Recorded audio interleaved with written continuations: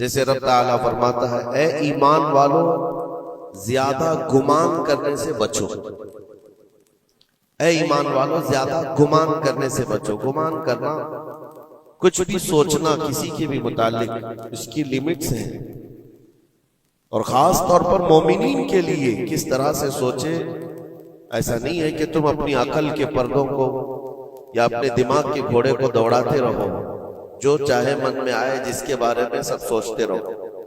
قرآن نے تو اس پر پابندی لگائی، اے ایمان والو زیادہ گمان کرنے سے بچو، ولا تجسسوا، اور کسی کی ٹوہ میں مت لگے رہو۔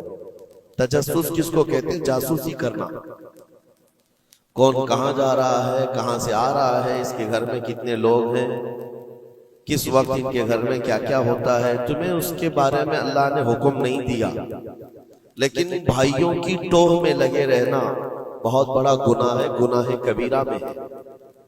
وَلَا يَغْتَبْ بَعْضُكُمْ بَعْضًا، اور آیت کا یہ تیسرا حصہ ہے، اور اپنے بھائیوں کی غیر موجودگی میں ان کی غیبت نہ کرو، ان کے خلاف باتیں نہ کرو۔ اور رب تعالیٰ فرماتا کیا تم میں سے کوئی یہ پسند کرتا ہے کہ اپنے مرے ہوئے بھائی کا گوشت کھائے؟ جو غیبت کرتا ہے گویا کہ وہ اپنے مرے ہوئے بھائی کا کچا گوشت کھاتا ہے۔ اور غیبت کے متعلق بہت سارے لوگوں کو ایسا لگتا ہے ارے میں تو پیٹھ پیچھے کیا سامنے منہ پہ بھی یہی بول سکتا ہوں۔ یہ باتیں جو کہتے ہیں، غیبت کا مطلب یہ نہیں ہے کہ صرف پیٹھ کے پیچھے بولنا، منہ کے سامنے بھی ایسی چیز بولنا جو اس کو بری لگے، وہ غیبت ہے، وہ بھی حرام ہے۔ یہ تین چیزیں اس آیت کے اندر ہے، ایک بدگمانی کرنا، دوسرے جاسوسی کرنا، اور تیسرے غیبت کرنا۔ اس کے اوپر اگر میں گفتگو کروں بہت طویل ہو جائے گا، لیکن یہ پورے معاشرے کے لیے زہر ہلال ہے، زہر قاتل ہے۔ یہاں سے سوسائٹیاں ٹوٹ جاتی ہیں، رشتے ختم ہونے لگتے ہیں۔ بدگمانی کرنا، شک کرنا، یہ ایک اسی کی قسم ہے۔ ظن اس کو عربی میں کہا گیا ہے گمان، یعنی کسی کے متعلق گمان کرنا۔ دیکھیں دنیا میں جو چیز دکھ رہی ہے ضروری نہیں ہے کہ وہ ویسی ہی ہو، ہر چمکنے والی چیز ہیرا نہیں ہوتی، اور ہر کالی دکھنے والی چیز کوئلہ بھی نہیں ہوتی، دونوں میں بڑا فرق ہے۔ حقیقت کچھ اور ہو سکتی ہے، لیکن بغیر کسی تحقیق کے یا بغیر تمہیں یقین کے گمان کر لینا، یہ تمہیں بہت بڑے گناہ میں لے جائے گا، بہت بڑے گناہ میں۔ اب گمان کی قسمیں بھی میں آپ کو بتاؤں گا، اس سے قبل میں آپ کو بتاؤں صرف سیدنا جنید بغدادی رضی اللہ تعالیٰ عنہ جو سید الطائفہ ہیں، ولیوں کے سردار ہیں، اپنے زمانے کے قطب، گھر میں بیٹھے ہوئے تھے، بڑے آپ گھر سے بھی مالدار تھے، بہت سارے لوگ اپنی ضرورت لے کر کے آتے تھے۔ دوپہر کا وقت تھا، ایک مانگنے والا آپ کے دروازے پر آیا، آپ کو جو دینا تھا وہ دے دیتے، لیکن آپ نے اس کو خیرات دینے کے وقت دل میں یہ سوچا کہ ہٹا کٹا آدمی ہے، کما کر کھا سکتا ہے، اس کو یہ بری لت کہاں سے پڑ گئی، یہ کیسا آدمی ہے۔ بہرحال اس کو جو خیرات دینی تھی دے دیا، وہ بندہ چلا گیا، خیرات لے کر چلا گیا۔ اب واپس آپ اپنے گھر آئے، اور جیسی ہی آپ آئے نیند لگ گئی، آپ سو گئے۔ آپ کے سونے کے بعد آپ نے خواب دیکھا کہ میدان محشر قائم ہو چکا ہے، حساب کتاب ہو رہا ہے، لوگوں میں نفسا نفسی کا حال ہے، فرشتے کچھ کو پکڑ کر لے جا رہے ہیں، کچھ کا حساب کر رہے ہیں۔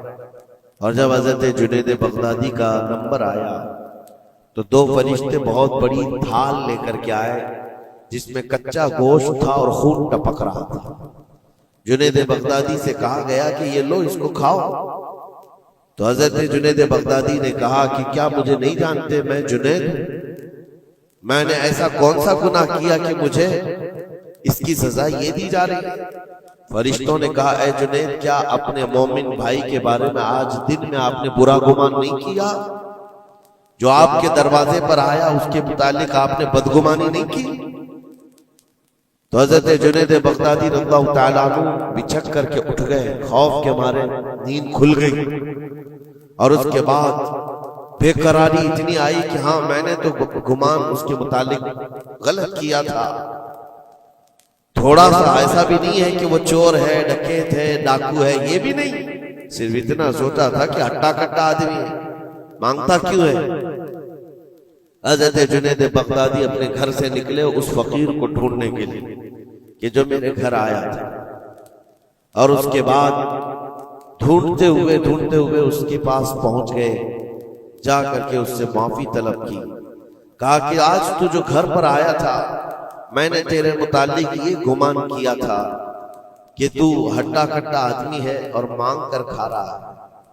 تو اس کے بعد اس شخص نے جو جواب دیا وہ حیرت میں تھا۔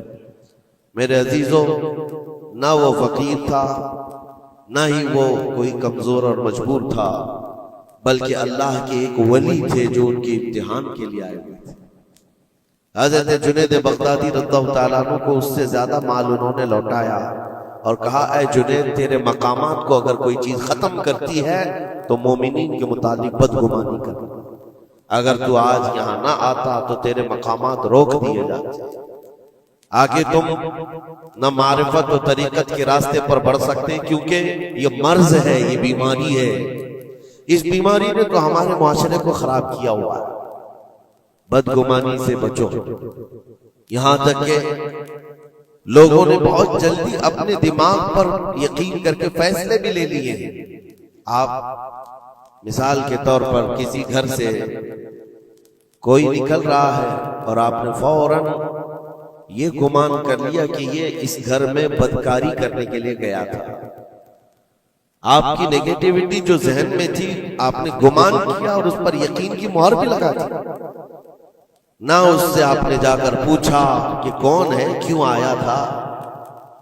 اسی طرح کی ایک اور بات میں آپ کو بتاتا ہوں۔ حضرت شفیق بلخی بڑے بزرگ دریائے دجلہ کے کنارے آئے، دیکھا کہ ایک مرد، ایک نوجوان ہے، عورت کو گود میں سلایا ہوا ہے دریا کے کنارے، اور شراب کی بوتل ہاتھ میں لیے بیٹھا ہے۔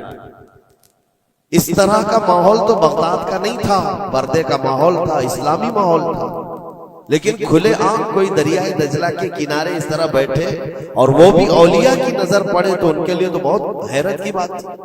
حضرت شفیق بلخی نے دیکھا، کہا ہائے افسوس، زمانہ کہاں آ گیا، لوگ کھلے عام عورتوں کو لے کر باہر سونے میں باہر مزے کرنے لگ گئے، اور کھلے عام اب شراب بھی پی جانے لگی، شراب بھی پی جا رہی ہے، خود بھی پی رہا ہے، اس عورت کو گود میں تھوڑا تھوڑا سا پلا بھی رہا ہے۔ حضرت شفیق بلخی نے کہا کہ بہت سخت حالات ہو گئے بغداد میں، اتنی عیاشیاں میں پہلی مرتبہ دیکھ رہا ہوں۔ اسی اثنا میں ایک کشتی دریائے دجلہ میں ہچکولے کھاتی ہوئی آ رہی تھی، اور اس کشتی کا بیلنس بگڑا ہوا تھا، وہ آگے بڑھ نہیں پا رہی تھی۔ ادھر ادھر کرتے کرتے اچانک وہ کشتی پلٹ گئی، اس میں 10 لوگ سوار تھے، سب کے سب دریا میں ڈوب گئے۔ یہ جو نوجوان کنارے پر بیٹھا تھا، اس عورت کو جو گود میں لیے بیٹھا تھا، عورت کو اٹھایا اور اس کو سائڈ کیا، بھاگتا ہوا گیا دریا کے پاس، یوں ہاتھ ڈالتا تھا، ایک آدمی کو نکالتا تھا اور باہر کرتا تھا، نہ اس کے پاؤں پانی میں ڈوبتے تھے، یوں سمجھ لیں کہ جیسے دریا میں کوئی کھڑا ہے اور اپنے ہاتھ ڈال ڈال کر کے نکال رہا ہے۔ 9 آدمیوں کو اس نے اپنے ہاتھوں سے دریا سے نکالا اور باہر کیا، اور اس کے بعد ایک آدمی بچ گیا تھا۔ اس نوجوان نے حضرت شفیق بلخی کی طرف دیکھا جو وہیں کھڑے تھے، کہا کہ اے شفیق بلخی، میرے بارے میں بہت کچھ تم نے سوچا دل میں، 9 تو میں نے نکال دیا، ایک آپ نکال دیا، یہ جو جان بچایا ہے میں نے، اور رب تبارک و تعالیٰ نے فرمایا جس نے کسی ایک کی جان بچائی اس نے پوری کائنات کی جان بچائی، پوری دنیا کی جان بچائی، میں نے تو 9 کو بچایا، آپ ایک بچاؤ۔ آپ نے فرمایا اس سلسلے میں بعد میں بات کریں گے، پہلے اس آدمی کو بچا لو، اس آدمی کو بچا لو، میں تم سے التجا کرتا ہوں۔ اس نے 10ویں کو بھی بچایا۔ اس کے بعد حضرت شفیق بلخی کے دل میں احساس ہوا کہ میں نے غلط جگہ گمان کیا، یہ کوئی عام آدمی نہیں ہے، عام انسان نہیں ہے، اس کے متعلق میں نے کیا کیا دل میں سوچ لیا، کیا کیا گمان کر لیا۔ تو آپ کی آنکھوں میں آنسو آ گئے اور کہا کہ مجھ سے بڑی خطا ہو گئی، مجھے معاف کریں، لیکن آپ کو اللہ نے یہ طاقت دی ہے کہ آپ دریا پر کھڑے ہو کر انسانوں کو بچا تو رہے ہیں، لیکن یہ کیا ہے جو کنارے پر بیٹھ کر کے کھلے عام ہو رہا ہے؟ کنارے دریا کے بیٹھ کر یہ کھلے عام کیا ہو رہا ہے؟ اس نوجوان نے کہا شفیق بلخی یہ بھی میں بتاتا ہوں، وہ گود میں پڑی ہوئی عورت کوئی عام عورت نہیں، میری معذور ماں ہے، بیمار ہے، اور اس کو دریا کے کنارے لانے کا حکیموں نے حکم دیا، اور میرے ہاتھ میں جو بوتل ہے یہ دوا کی بوتل ہے، اس کو ہر آدھے گھنٹے پر پلایا جاتا ہے، میں بھی پیتا ہوں اور میری ماں کو پلاتا ہوں، صرف علاج کی غرض سے میں یہاں پر بیٹھا ہوا ہوں۔ اور آپ نے اپنے دماغ میں کیا کیا سوچ لیا کہ بغداد تباہ ہو گیا، عیاش ہو گیا، نوجوان عورتوں کو لے کر آ کے بیٹھنے لگ گئے، شراب پینے لگ گئے۔ میرے عزیزو یہ بہت بڑے ولی کامل کی بات کر رہا ہوں، حضرت شفیق بلخی، لیکن ان کو خطا کا احساس ہوتا تو وہ روتے، گڑ گڑاتے اور توبہ بھی کرتے۔ ہمارے تو حالات ایسے ہیں کہ ہم نے تو بلڈنگیں بنا لی اپنے گمان پر، عمارتیں بنا لی، فلاں کے متعلق ایسے ایسے معاملات ہیں، اور اسی پر ہم عمارتیں بنانا شروع کر دیتے ہیں، جبکہ ہمارے پاس یقین کے لیے ایک دلیل بھی نہیں ہوتی۔ میرے عزیزوں، بدگمانی سے بچنے کے لیے قرآن کہتا ہے یا ایھا الذین آمنوا اجتنبوا کثیرا من الظن، اے ایمان والو زیادہ گمان کرنے سے بچو، حرام ہے اور کبیرہ گناہ ہے۔ یہاں تک کہ فرمایا گیا کہ بدگمانی کرو گے مومنین کے متعلق، کل قیامت کے دن فیصلہ ہوگا، اور اگر تمہارا گمان غلط نکلا تو ساری نیکیاں تمہاری اٹھا کر اس بندے کو دی جائیں گی جس کے متعلق بدگمانی کیا تھا، اور تم نیکیوں سے اگر خالی تھے تو یہ مت سمجھنا کہ اب کچھ نہیں لیا جائے گا، بلکہ جس کے متعلق بدگمانی کیے تھے اس کے گناہ اٹھا کر تمہارے اوپر ڈال دیا جائے گا۔ اس کے حقوق کی پامالی ہے، یہ حقوق العباد ہے۔ اس لیے یہ گناہ ایسا ہے بلکہ ایک مرض ہے جو لوگوں کے اعتماد کو ختم کرتا ہے، رشتے بگڑ جاتے ہیں۔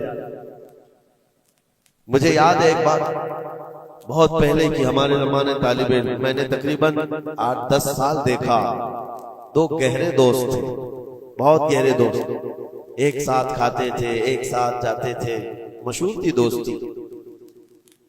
اور اتفاق ایسا ہوا کہ ایک محفل میں بیٹھے ہوئے تھے، ایک دوست جو ہے وہ مجھ سے بات کر رہا تھا، اور اس کا جو دوسرا دوست ہے وہ دور بیٹھا ہوا ہے۔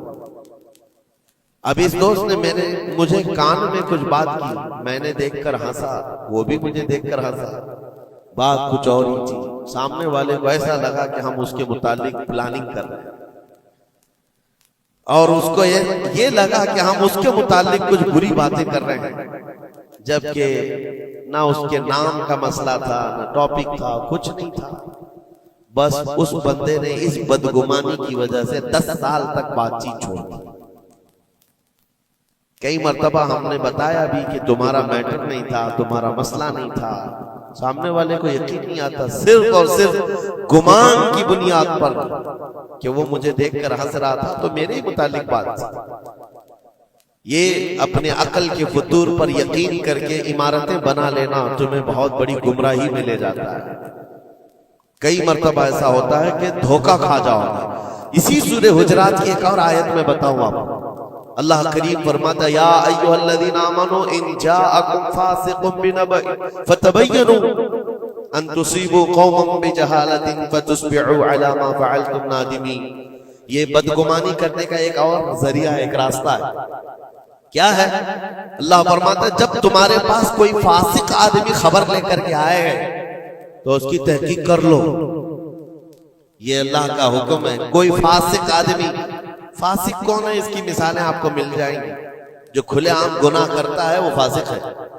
فاسق آدمی جب تمہارے پاس خبر لے کر کے آئے تو رب فرماتا ہے اس کی تحقیق کر لو، ورنہ یہ ہوگا کہ انجانے میں تم کو شرمندگی اٹھانی پڑے گی، تم اپنے کیے پر بعد میں پچھتاؤ گے، الا ما فعلتم نادمین، تم شرمندہ ہو جاؤ گے۔ اکثر ایسا ہوتا ہے کہ کوئی خبر لے کر کے تمہارے پاس آیا اور آج کے زمانے کا بڑا فاسق یہ واٹس ایپ ہے، یہ بڑا فاسق ہے، اس کی باتوں پر کون یقین کرے؟ میرے عزیزوں، لوگ تو صرف ایک دوسرے کی ایڈٹ کی ہوئی تصویروں کو دیکھ کر کے ایمان لے آ جاتے ہیں، ہے نا؟ ایسا حقیقت ہے۔ واٹس ایپ یونیورسٹی کے فارغین تو ابھی زمانے میں بہت ہیں، ان کی نالج صرف اور صرف اسی سے ہے، انٹرنیٹ سے، واٹس ایپ سے، جبکہ ان کی تحقیقات پر اگر لگ جائیں تو اصل وجود میں کچھ ہے ہی نہیں۔ اسی لیے میرے عزیزوں، بدگمانی کرنے سے بچو، بدگمانی کرنے سے بچو، جس کی اصل ہی نہ ہو اس چیز کے پھیلانے کا ہم سبب بن جاتے ہیں کئی مرتبہ۔ اللہ کریم ہمیں اس بلائے عظیم سے محفوظ رکھے۔ مجھے ایک بات یاد آتی ہے، میں نے پڑھا تھا ٹرین میں ایک آدمی سفر کر رہا ہے اور اس کے ساتھ 3 بچے ہیں۔ بڑے بیٹے کی عمر 7 سال کی، دوسرے بیٹے کی عمر 5 سال کی، تیسرے کی 3 سال کی، چھوٹے بچے 7، 5 اور 3 سال کی عمر کے بچے ہیں۔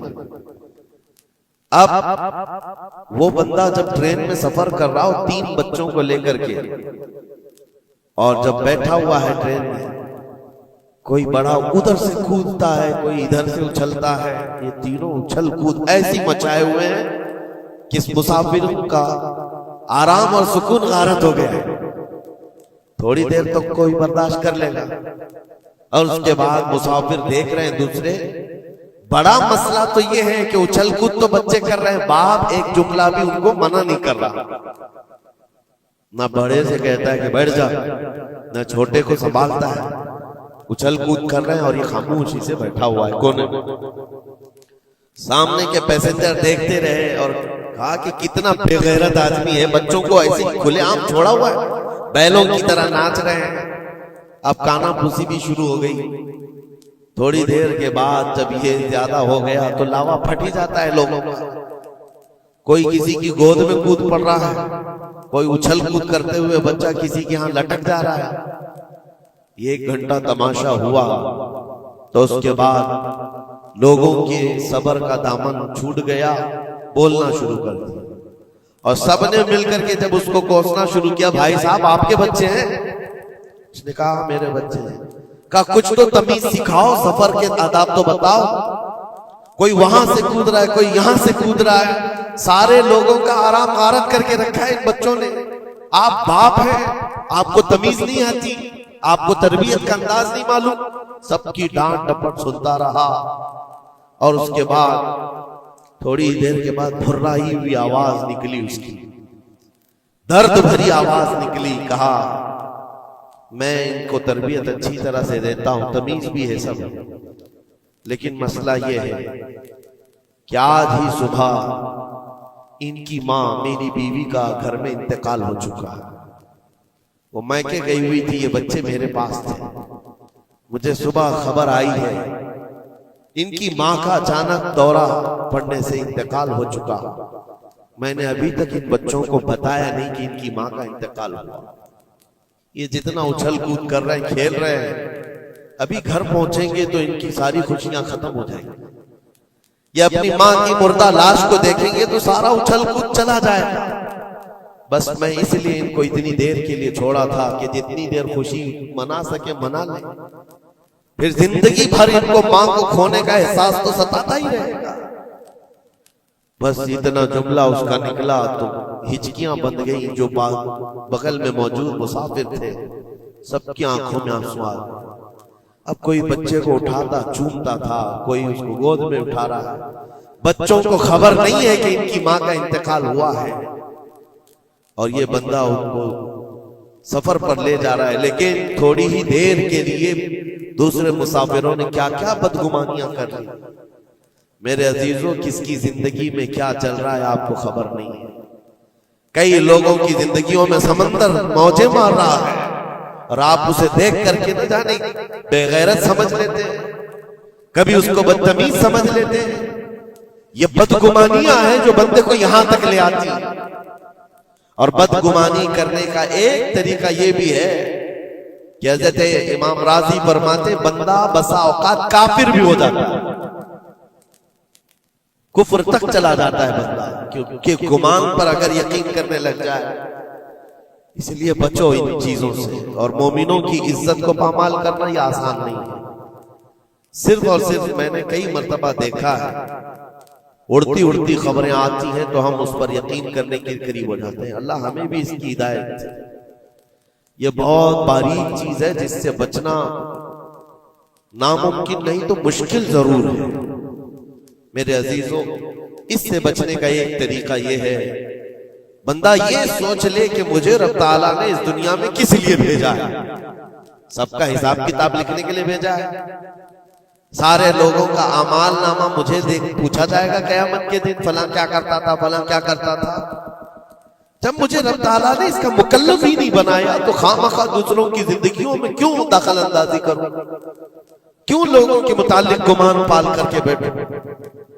آپ کو اس روئے زمین پر جو بھیجا گیا وہ اللہ نے اپنی عبادت کے لیے بھیجا ہے، اپنی رضا کے لیے۔ ہم اس کی رضا تو حاصل نہ کر سکے، اس کی عبادت میں کامل ہو نہیں سکے، اور دوسروں کے عیوب پر ہم لوگوں نے اپنی پوری انرجی خرچ کرنا شروع کر دیا۔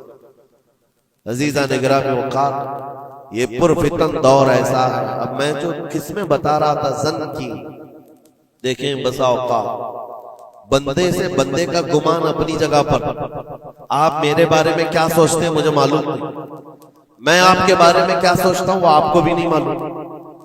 یہ تو بندوں کا گمان ہے، لیکن بندہ رب سے جو گمان رکھتا ہے یہ بھی بہت بڑا مسئلہ ہے، بہت بڑا مسئلہ ہے۔ اس کو آسان مت سمجھے۔ یہ دماغ کے گھوڑے جب دوڑتے ہیں اس پر کنٹرول بھی تو نہیں ہوتا ہے، کہاں تک جائے گی گمان۔ مسلم شریف کی حدیث ہے، میرے آقا صلی اللہ تعالی علیہ وسلم فرماتے ہیں شیطان تمہارے پاس آتا ہے گمان کے راستے سے، تم سوچنے لگتے ہو آسمان کو کس نے بنایا، یہ سوچ ہی تو ہے، تمہارا دل جواب دیتا ہے اللہ نے بنایا۔ زمین کو کس نے بنایا، اللہ نے بنایا۔ چیزیں سوچتے جاتے ہو اس سے پہلے کیا تھا، اس سے پہلے کیا تھا، اس سے پہلے کیا تھا، اور یہ جب دماغ کے گھوڑے دوڑنے لگے تم نے اس کو نکیل نہیں تھامی تو یہ لے کر کے جاتا ہے دماغ، اخیر میں یہ گمان ڈالتا ہے پھر اللہ سے پہلے کیا تھا، یا پھر اللہ کو کس نے بنایا۔ یہاں آ کر کے تمہارے ایمان پر ڈاکہ پڑ جاتا ہے اور تم شش و پنج میں رہ جاتے ہو۔ خود سے اگر کچھ سوچ کر فیصلہ کر لیا کہ اللہ کے پہلے ایسا تھا یا اللہ ایسا تھا، نعوذ باللہ، تو کفر ہو گئے۔ ایک گمان کے راستوں کو آزاد چھوڑنے کا حکم نہیں دیا گیا ہے، اسی لیے میاں ہم اور آپ تو چھوڑیں، اولیاء کی بات بھی چھوڑیں، امت کے جو سب سے اعلیٰ قسم کے لوگ تھے وہ صحابہ تھے، سب سے اعلیٰ، قیامت تک پیدا ہونے والوں میں جو سب سے اچھے تھے اللہ نے ان کو صحابی رسول بنایا۔ صحابہ کرام بات کر رہے تھے آپس میں کس مسئلے میں، تقدیر کے بارے میں، تقدیر کے متعلق بات کریں۔ تقدیر کے بہت سارے مسئلے اس میں دماغ کی گرہیں ایسی آزاد ہو جاتی ہے، بندہ سوچنے لگ جاتا ہے تقدیر کیا ہے۔ جو کچھ بھی دنیا میں ہونے والا ہے اللہ تعالیٰ نے اس کو پہلے سے لکھ دیا ہے۔ یہ یقین ہے کہ نہیں آپ کا تقدیر، اور تقدیر کا انکار کرنے والا کافر ہے۔ یعنی جو کچھ اچھائی یا برائی زندگی میں ہو رہی ہے اللہ نے اس کو پہلے سے لوح محفوظ میں لکھا، یہ تقدیر ہے۔ اب بندہ یہاں سوچنے لگتا ہے اگر پہلے سے لکھا ہوا تھا تو مجھے تو وہی کرنا ہے جو وہاں لکھا ہوا ہے، اس میں میرا کیا قصور ہے۔ گناہ کرتا ہے اس کے بعد بولنے لگتا ہے تو پہلے سے لکھا ہوا تھا، کچھ بھی کرے گا اور اس کے بعد یہ گمان کرنے لگے گا کہ وہاں تو لکھا ہوا تھا میں ایسا کر رہا ہوں۔ تقدیر کے مسئلے ایسے ہیں کہ بعض لوگ سوال کرنے لگ جاتے ہیں کہ میاں اگر اللہ نے پہلے سے لکھا ہے تو پھر بندے کا کیا قصور ہے اس میں جو گناہ کرتا ہے، اور اگر پہلے سے لکھا ہوا نہیں ہے تو پھر تقدیر نہیں ہے۔ ان مسائل میں گفتگو کرتے کرتے، گمان کرتے کرتے بندہ کفر تک پہنچ جاتا ہے۔ کچھ فرقے بھی بن گئے اسی بات، جبریہ، قدریہ۔ اب میں یہاں پر اس لیے یہ بات کر رہا ہوں، نبی کریم صلی اللہ تعالی علیہ وسلم نے صحابہ کو منع کر دیا کہ اس مسئلے میں گفتگو زیادہ نہ کرو، تو عام لوگ تو چھوڑیں۔ اب زن کی قسمیں میں بتا رہا ہوں، گمان کی وہ 4 قسمیں بتائی گئی۔ امام ابو بکر جساس رازی رحمۃ اللہ علیہ نے 4 قسمیں اس کی بیان کی۔ پہلا گمان حرام ہے، دوسرا گمان واجب ہے، تیسرا گمان مستحب ہے، اور چوتھا گمان یعنی نہ اس کے اوپر گناہ مباح ہے۔ اس کی قسمیں ہیں جس میں سے پہلا گمان جو حرام ہے، اور ایک گمان کو تو انہوں نے کفر بھی کہا ہے۔ پہلا گمان حرام، یہ سوچتا رہ جائے صرف اللہ کے متعلق ہے یہ سارے گمان کہ میں گنہگار ہوں اور اللہ مجھے سزا دے کر ہی رہے گا، اللہ مجھے عذاب ہی دے گا، یہ سوچتا رہے صرف اور صرف، تو امام ابو بکر جساس رازی فرماتے ہیں یہ گمان حرام ہے۔ رب قہار ضرور ہے، رب جبار ضرور ہے، لیکن غفار بھی ہے اور ستار بھی۔ تم نے اگر صرف یہی گمان کیا کہ مجھے سزا دے گا، مجھے سزا دے گا، تو یہ گمان حرام ہے۔ اس پر مجھے اعلیٰ حضرت فاضل بریلوی رحمۃ اللہ تعالی علیہ کی بات یاد آتی ہے۔ ان کا گمان کیسا تھا؟ سوچتے تھے بارگاہ مصطفیٰ کریم میں، کہتے ہیں ڈر تھا کہ عصیاں کی سزا اب ہوگی یا روزے سے، ڈر تھا کہ گناہوں کی سزا اب ہوگی یا روزے جزا، دی ان کی رحمت نے صدا، یہ بھی نہیں وہ بھی نہیں، یہاں بھی نہیں ہوگی وہاں بھی نہیں ہوگی، رحمت نے سزا آواز دی۔ ہاں گناہوں کے متعلق ہمیں تو گمان ہے کہ سزا ہوگی، میرے اعمال کا بدلہ تو جہنم ہی تھا، میں تو جاتا میرے سرکار نے جانے نہ دیا، یہ گمان ہے۔ بارگاہ مصطفیٰ میں گمان اعلیٰ رکھو، اور رب تعالیٰ کے متعلق جب گمان کرنا ہو تو حدیث قدسی ہے، مسند احمد کی حدیث ہے، اللہ تعالیٰ فرماتا انا عند ظن عبدی بی، میں اپنے بندے کے گمان کے مطابق سلوک کرتا ہوں، بندہ میرے متعلق جیسا گمان کرتا ہے میں اس کے ساتھ ویسا سلوک کرتا ہوں۔ اب تمہارا ہی یہ تمہاری مرضی ہے، اور حدیث کا آگے کا ٹکڑا بھی ہے فَلْيَظُنُّ مَا شَاءَ بِي، بندہ جو چاہے میرے بارے میں گمان کر لے۔ تم سخت قسم کا خدا گمان کر کے بیٹھے ہو، سختیوں کا سلوک ہو جائے۔ اسی لیے میں نے اس سے قبل بھی ایک بار کہا تھا، جب کسی کے گھر میں انتقال ہوتا ہے فرشتے آ جاتے ہیں، مرے ہوئے انسان کو اٹھانے سے پہلے تک وہ گھر والوں کو سب دیکھتے رہتے کون کیا کیا بول رہا ہے، اور اس کی ساری رپورٹ لے جا کر بارگاہ رب العزت میں عرض کرتے ہیں۔ اللہ تعالیٰ پوچھتا ہے فرشتوں سے، آج اس گھر میں ایک جان کو ہم نے لیا، وہ لوگ میرے متعلق کیا گمان کر رہے تھے، کیا سوچ رہے تھے اور کیا کہہ رہے تھے؟ فرشتے کہتے ہیں اے مولا فلاں کہہ رہا تھا کہ میرے گھر پر بڑا ظلم ہو گیا، میرا عزیز بچہ لے لیا، میرے گھر پر ایسی چیز آفت آ گئی، سب باتیں۔ تو رب تبارک و تعالیٰ فرماتا ہے فرشتوں گواہ ہو جاؤ، انہوں نے جیسا میرے متعلق گمان کیا اب میں ان کے ساتھ ویسا سلوک کروں گا، دنیا میں بھی اور آخرت میں بھی۔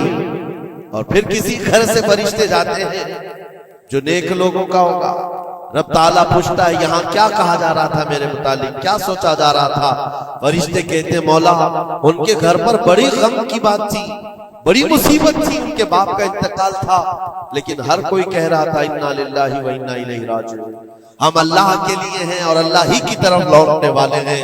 رب تعالیٰ فرماتا ہے فرشتوں تم گواہ ہو جاؤ، اس سے بہتر ان کو نعم البدل دنیا میں دوں گا اور اس سے بہتر آخرت میں عطا کروں گا۔ تو اللہ کریم کے بارے میں گمان کیا رکھنا ہے، یہ بھی غور و فکر کے ساتھ۔ یہ ظن حرام سے بچو، ظن کفر سے بچو، اور ظن واجب ہے ایک جو فقہ کے مسئلے ہیں، یہ احادیث جس کو ظنی احکام کہا جاتا ہے وہ سب یہاں پر ڈسکس کریں تو آپ کے اوپر سے باؤنس چلا جائے۔ اور مومنین کے متعلق مستحب ہے، اچھا گمان کرنا ہر ایک کے متعلق مستحب ہے، اور مباح جس کو کہا گیا ہے وہ ایسا ہے کہ آپ کے بلا اختیار کچھ گمان آیا ہے، آپ نے سوچا نہیں، تو یہ مباح ہے۔ اور خیر کا گمان کرنا، ظن المؤمنون خیرا، حضور پاک صلی اللہ ظن المؤمنین خیرا، میرے آقا صلی اللہ علیہ وسلم نے فرمایا مومنوں کے بارے میں ہمیشہ اچھا گمان رکھو، اچھا گمان رکھو۔ کوئی مر گیا اور جنازہ جا رہا ہے ایک حدیث یہ بھی میں بتا دوں آپ، تمہارے گمان کرنے سے اور تمہارے بولنے سے کتنا فرق پڑتا ہے۔ ایک جنازہ جا رہا تھا، حضور پاک صلی اللہ علیہ وسلم تھے، وہاں پر بہت سارے لوگ کھڑے تھے، اس کی تعریف کرنے لگ گئے، کیا اچھا آدمی تھا، کتنے اچھے اعمال تھے اس کے، سب کے ساتھ بھلائی کرتا تھا۔ حضور پاک نے فرمایا بچ ہے بچ، واجب ہو گئی اس میں۔ پھر ایک جنازہ نکلا اور لوگ اس کے متعلق کہنے لگے بڑا بدکار آدمی تھا، یہ زمین کا بوجھ ہے، چلا گیا، لوگوں کے ساتھ برائیاں کرتا تھا۔ حضور نے فرمایا بچ ہے بچ، واجب ہو گئی۔ صحابہ نے پوچھا دونوں پر واجب ہو گئی؟ حضور نے فرمایا پہلے پر جنت واجب ہوئی، دوسرے پر دوزخ واجب ہوئی۔ تم نے جس طرح سے اس کے متعلق اپنا وہ بنایا، دماغ بنایا، مومنین جو کثیر مومنین اور یعنی صلاح و تقوی والے مومنین جس کے متعلق اچھا گمان کرے، اللہ بھی اس کے ساتھ اچھا سلوک فرماتا ہے۔ اسی لیے میرے عزیزوں، کیا جاتا کیا ہے اچھا گمان کرنے میں؟ خرچہ کون سا ہے آپ کا؟ پیسے کون سے لگتے ہیں آپ کے؟ جو قبرستانوں میں سوئے ہوئے ان کے بارے میں اچھا گمان کرو کہ جو کچھ بھی تھے انجانے میں ان سے خطائیں ہوئی ہوں گی، لیکن وہ رب تعالیٰ کی رحمت سے مایوس نہیں تھے، مولا انہیں معاف کرے گا۔ یہ اتنا گمان کرنے میں تمہارا کیا جا رہا ہے؟ آج کے اس پرفتن دور میں ایسے بدمعاش قسم کے اور ایسے فتین لوگ بھی آئے ہوئے ہیں جو تمہیں اولیاء سے بھی بدگمان کر رہے ہیں، صحابہ سے بھی بدگمان کر رہے ہیں۔ آج دیکھتے نہیں سوشل میڈیا پر کوئی حضرت امیر معاویہ پہ بھونک رہا ہے، کوئی خارجی کتا مولا علی پہ بھونک رہا، کوئی سیدہ فاطمہ الزہرا حسنین کریمین کے بارے میں بات کرنے لگ گیا ہے۔ نہ تمہارا زمانہ ہے، نہ تم نے ان کو دیکھا ہے، صرف اڑتی ہوئی خبریں آئی تو تم نے یہاں سے گمان بنا لیا، فلاں باغی تھا، فلاں حد سے زیادہ کرنے والا تھا۔ نعوذ باللہ، یہ صحابہ کے بارے میں باتیں ہو رہی ہیں، اولیاء کرام کے بارے میں دھڑلے سے بات کی جاتی ہے، وہ ایسے تھے، انہوں نے ایسا کیا، انہوں نے ویسا کیا۔ معاذ اللہ، جس وقت تمہاری پکڑ ہوگی تمہیں دلیل دینی پڑے گی، کہا جائے گا ہاتھو برہانکم ان کنتم صادقین، اگر تم سچے ہو تو دلیل لاؤ، جو کچھ تم نے سوچا یہ بندہ ویسا تھا ثابت کرو۔ ثابت کر سکو گے؟ صاحب معاملہ تب کبھی تم سے ملا ہی نہیں، تم نے پہاڑ بنا رکھا ہے، اپنی نیکیوں کو غارت کرنے سے بچائیں۔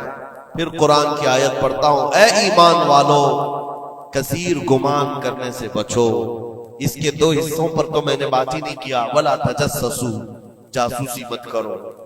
یہ جو ٹپر بنے ہوئے گھومتے ہیں، مومنین کی خبریں پولیس والوں کو دینا، حکومت کے عہدیداروں کو پہنچانا، اس کو تو آج سمجھتے پیشہ ہے۔ یہ 500 کی نوٹ ملتی ہوگی، اس کی مثال ایسی ہے کسی کتے کو ہڈی ڈالی جا رہی ہے اور وہ ان کے پیچھے تم ہلاتے ہوئے بھاگ رہا ہو۔ تمہیں پتا بھی ہے کتنا بڑا گناہ ہے یہ، کتنا بڑا گناہ ہے۔